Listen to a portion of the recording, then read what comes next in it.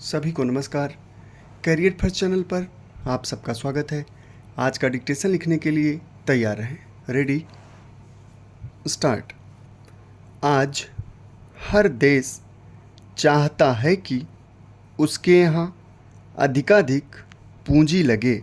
इसके लिए ज़रूरी हो गया है कि पूंजी की शर्तों को माना जाए, अर्थात श्रमिकों के हित में कानून न बने और लोगों को सामाजिक सुरक्षा देकर उनकी मोल भाव की शक्ति को मजबूत होने से रोका जाए। अगर सरकार पूंजी की शर्तें नहीं मानती है तो विदेशी पूंजी नहीं आएगी और देसी पूंजी भी अन्यत्र चली जाएगी। पूंजी निवेशक नहीं चाहते कि सरकार मनमाने ढंग से कर लगाए और मुनाफा लेने के मार्ग में अड़ंगा डाले। यदि सरकार नहीं मानती है तो पूंजी को चले जाने से रोका नहीं जा सकता।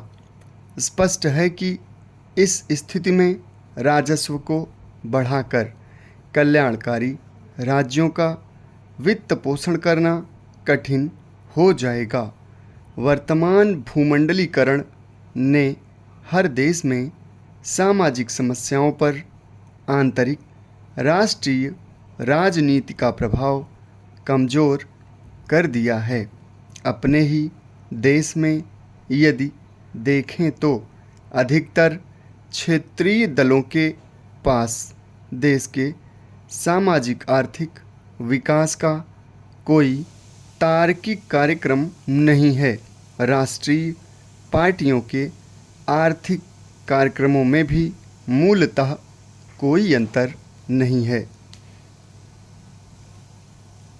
भूमंडलीकरण से विदेशी व्यापार और विदेशी निवेश की संभावना जरूर बढ़ जाती है, परंतु इसका फ़ायदा तभी उठाया जा सकता है जब देश के भीतर हालात ठीक हों और राष्ट्रीय अर्थव्यवस्था मजबूत हो। लेकिन सामान्य व्यक्ति के लिए रोजगार के अवसर नहीं बढ़ते।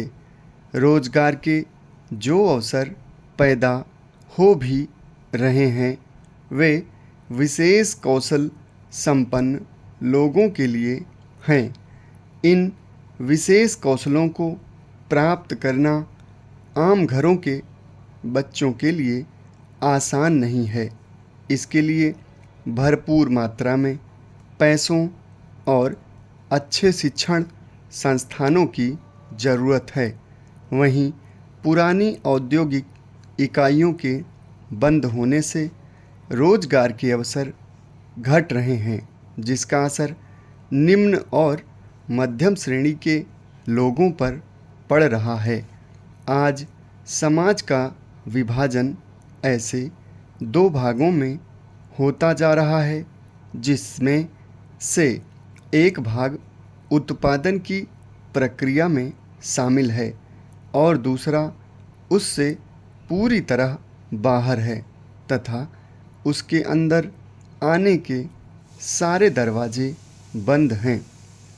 इस दूसरे भाग में शामिल लोगों का उत्पादन की प्रक्रिया तथा अर्थव्यवस्था और उससे जुड़ी सामाजिक राजनीतिक व्यवस्था से कोई लगाव नहीं रह गया है।